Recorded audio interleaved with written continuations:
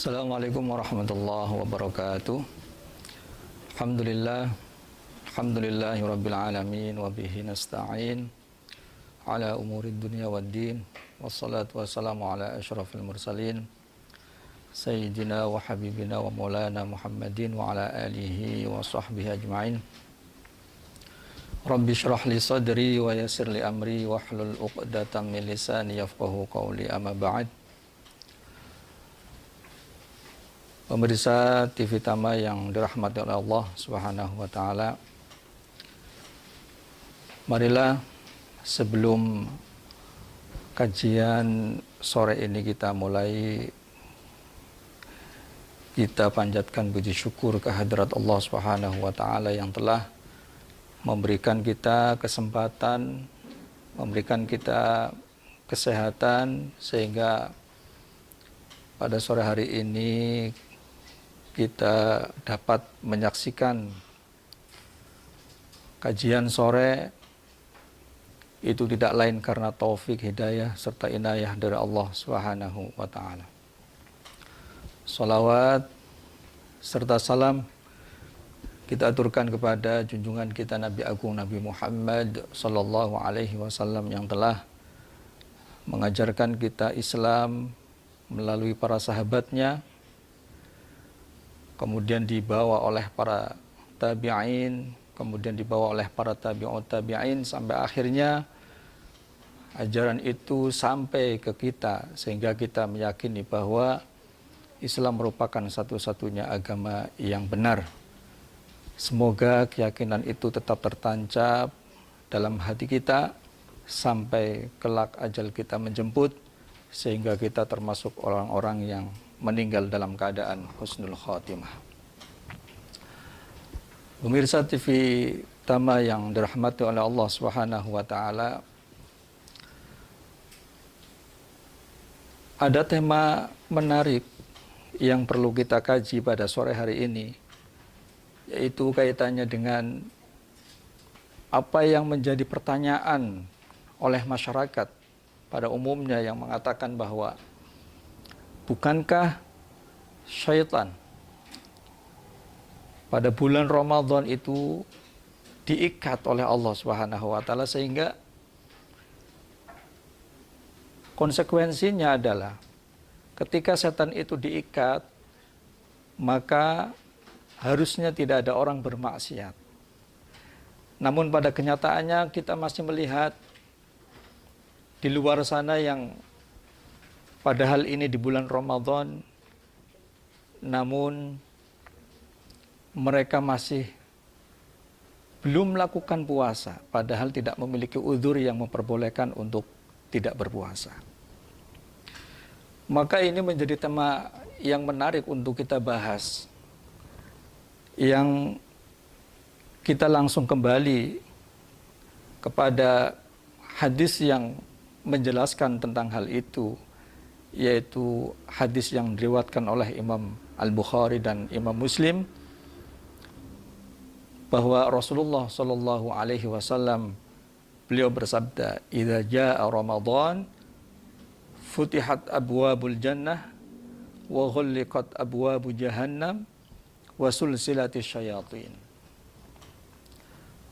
Hadis ini menjelaskan bahwa tatkala Ramadan itu datang, maka pintu-pintu surga itu akan dibuka oleh Allah Subhanahu wa taala. Begitu juga dengan pintu neraka, semuanya akan ditutup oleh Allah Subhanahu wa taala. Dan syaitan juga akan dibelenggu oleh Allah Subhanahu wa taala. Hadis ini sekalipun sudah kita yakini dan sudah mantap bahwa hadis ini merupakan hadis yang sahih karena diriwayatkan oleh Imam Al-Bukhari dan Imam Muslim, hadis ini juga diriwayatkan oleh Imam At-Tirmidzi dan Imam Ibnu Majah dengan redaksi yang berbeda. Beliau meriwayatkan hadis ini dengan redaksi yang berbeda, yang berbunyi, qala Rasulullah sallallahu alaihi wasallam, idza kana awwalu lailatin min Ramadan suddifatis syayatin. Maka tatkala awal malam bulan Ramadan tiba, maka syaitan itu akan dibelenggu oleh Allah Subhanahu wa taala. Namun kemudian berangkat dari hadis ini, masyarakat bertanya, loh, kalau seandainya syaitan itu dibelenggu, harusnya tidak ada orang yang melakukan maksiat. Bagaimana syaitan itu akan mengganggu orang? Dia sedang diikat oleh Allah Subhanahu wa taala. Maka perlu saya tegaskan bahwa maksud dibelenggu di sini sebagaimana yang dijelaskan oleh Imam Al-Baihaqi dalam kitabnya Kitab Fadailul Awqat. Beliau menjelaskan, beliau menafsirkan hadis ini dengan mengatakan bahwa hadis ini memiliki dua makna. Memiliki dua makna. Yang pertama, mungkin hadis ini hanya berlaku saat Rasulullah Shallallahu Alaihi Wasallam masih hidup. Artinya hadis ini berlaku hanya khusus pada zaman Rasulullah Shallallahu Alaihi Wasallam. Karena apa? Sebagaimana kita ketahui bahwa dulu pada zaman Rasulullah Shallallahu Alaihi Wasallam, Allah Subhanahu Wa Taala menurunkan wahyu pada bulan Ramadan. Dan dalam Al-Quran juga dijelaskan saat Allah akan menurunkan sesuatu, akan memberikan berita akan hal ke bumi, maka pada waktu itu setan-setan itu mereka berleluasa untuk mencari informasi langsung menuju ke langit. Langsung menuju ke langit, mencari informasi apa saja yang akan terjadi di bumi ini yang sudah ditakdirkan oleh Allah Subhanahu wa taala. Maka setan itu mencari informasi agar nantinya dia itu akan mengetahui apa yang akan terjadi sebelum diketahui oleh manusia. Ini yang kemudian kita sering mengetahui banyak sekali dukun-dukun, banyak sekali paranormal yang bisa mengetahui apa yang akan terjadi itu karena informasi yang dibawa oleh mereka yang mencuri informasi langsung dari langit. Maka saat Allah Subhanahu wa taala ingin melindungi untuk menutupi rahasia wahyu yang akan diturunkan kepada Rasulullah Shallallahu Alaihi Wasallam, maka Allah membelenggu, Allah mengikat setan-setan tersebut sehingga tidak dapat mencari informasi. Bahkan dalam Al-Quran juga dikatakan, tatkala Allah menjaga informasi tersebut itu dengan menggunakan lemparan-lemparan berupa bintang. Sebagaimana dalam surat As-Saffat ayat 7, Allah Subhanahu wa taala mengatakan wa hifdzan min kulli syaitanin marid.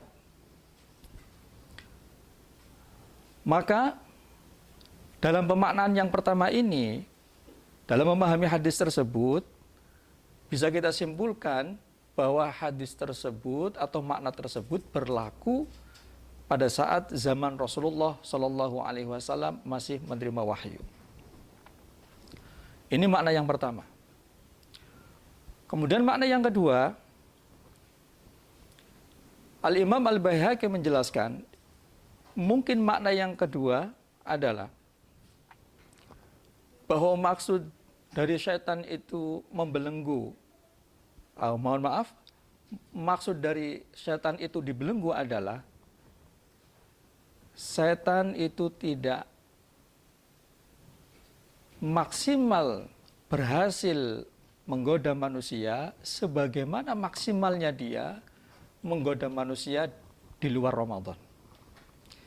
Jadi saya ulangi lagi, maksud dari hadis ini, hadis yang mengatakan bahwa syaitan itu dibelenggu saat bulan Ramadan adalah setan itu pada bulan Ramadan mengganggu manusia itu tidak sesukses saat dia mengganggu sebagaimana dia mengganggu di bulan selain bulan Ramadan.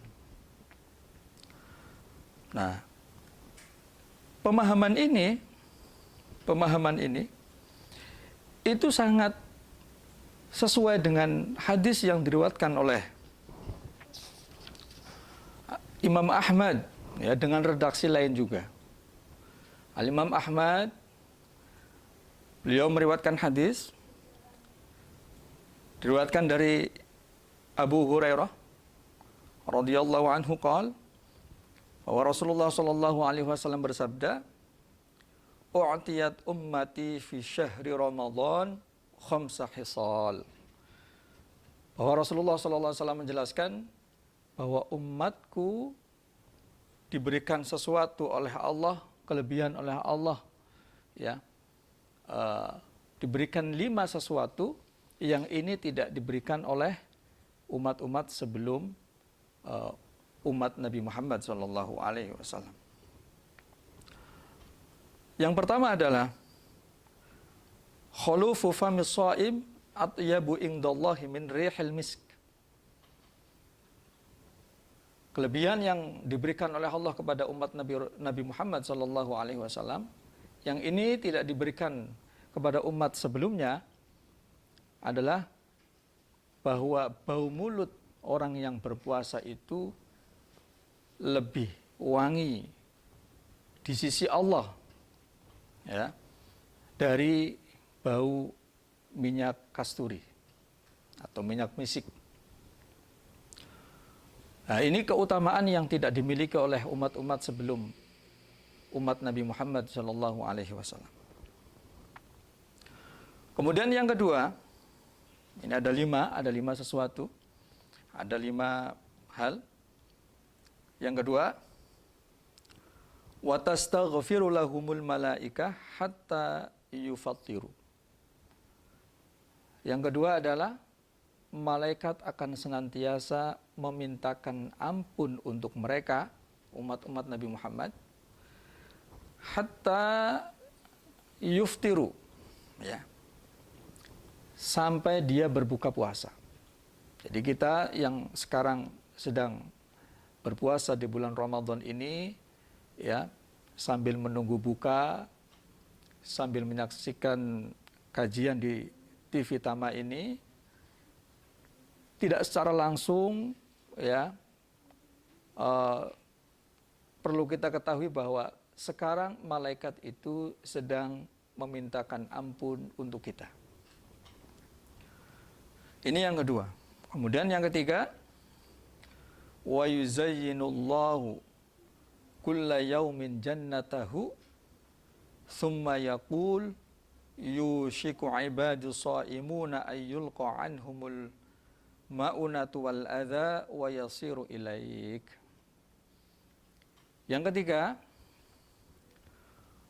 Allah akan menghias setiap hari di bulan suci Ramadan ini, Allah akan menghias surganya, ya.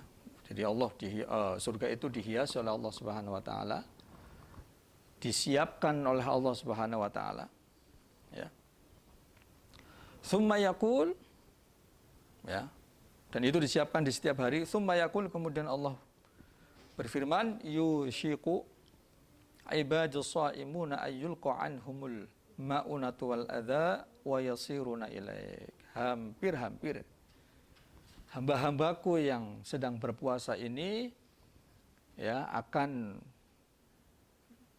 diberikan balasan, ya, atas apa yang itu merupakan kesulitannya, ya, dan mereka akan atau sedang menuju kepadamu, yaitu kepada surga. Jadi memang orang-orang yang berpuasa seperti kita sekarang itu, sebagaimana hadis ini, berarti sedang disiapkan oleh Allah surga yang dihiasi, dan kita dikatakan oleh Allah sedang berjalan menuju ke surga tersebut. Kemudian ini yang ketiga. Yang keempat, watu soffadu fihi syayatin. Nah, ini yang menjadi titik pembahasan kita.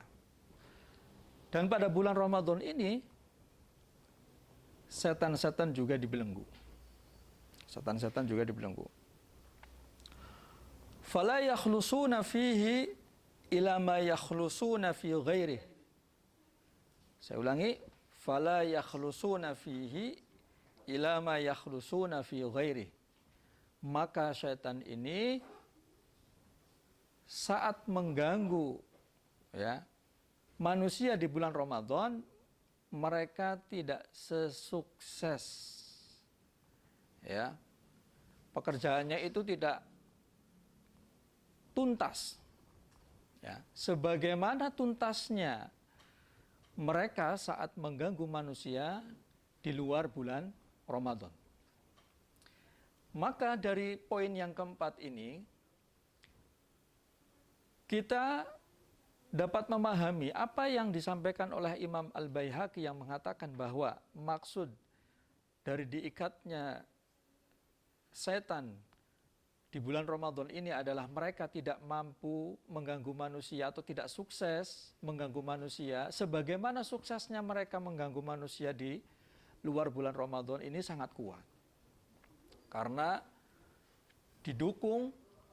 dikuatkan dengan hadis yang diriwayatkan oleh Imam Ahmad ini. Dengan jelas Rasulullah Shallallahu alaihi wasallam itu mengatakan fala yakhlusuna fihi ila ma yakhlusuna fi ghairihi. Maka mereka tidak optimal, mereka tidak menuntaskan pekerjaan mereka untuk mengganggu manusia sebagaimana tuntasnya pekerjaan setan ini saat mengganggu manusia di luar bulan Ramadan. Sehingga dari pemahaman yang kedua ini mungkin lebih tepat bisa kita terapkan dalam kehidupan kita di masyarakat, di mana kita masih menjumpai ada orang yang masih belum mau mengerjakan kewajiban berpuasa di bulan Ramadan, padahal dia memiliki keadaan yang cukup sehat, bahkan sangat sehat, umur atau usia yang sangat muda tapi tidak mau mengerjakan puasa Ramadan. Sekarang kita tidak bingung. Bukan berarti setan itu diikat di bulan Ramadan sehingga dia atau mereka tidak mengganggu manusia di bulan Ramadan ini. Namun maksudnya adalah mereka tidak sesukses mengganggu manusia di bulan Ramadan ya sebagaimana suksesnya mereka saat mengganggu manusia di luar Ramadan. Pemirsa TV Tama yang dirahmati oleh Allah Subhanahu wa taala. Mungkin yang menjadi pertanyaan adalah kenapa setan itu tidak sesukses mengganggu manusia sebagaimana suksesnya dia mengganggu manusia di luar Ramadan? Maka jawabannya, bukankah saat manusia berpuasa bulan Ramadan, dia berusaha untuk tidak melakukan apa yang dilarang oleh Allah? Mungkin kita merasakan sendiri saat kita berpuasa Ramadan, maka ketika melihat orang berkata tidak baik, secara tidak langsung kita mengatakan atau secara otomatis kita mengatakan, Mas, Mbak, Pak, Bu, jangan seperti itu, bukankah kita sedang berpuasa bulan Ramadan? Kemudian orang tidak sholat, kemudian kita melihatnya di bulan Ramadan. Maka secara refleks, kita akan mengatakan kepada orang tersebut, Bu, Pak, bukannya Anda sedang puasa?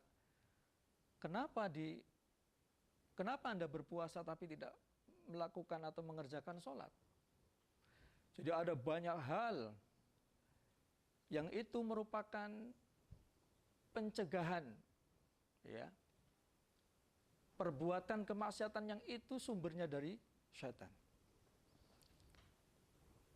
Nah, itu yang menjadikan setan tidak sesukses saat mengganggu manusia di bulan Ramadan. Pemirsa TV Tama yang dirahmati oleh Allah,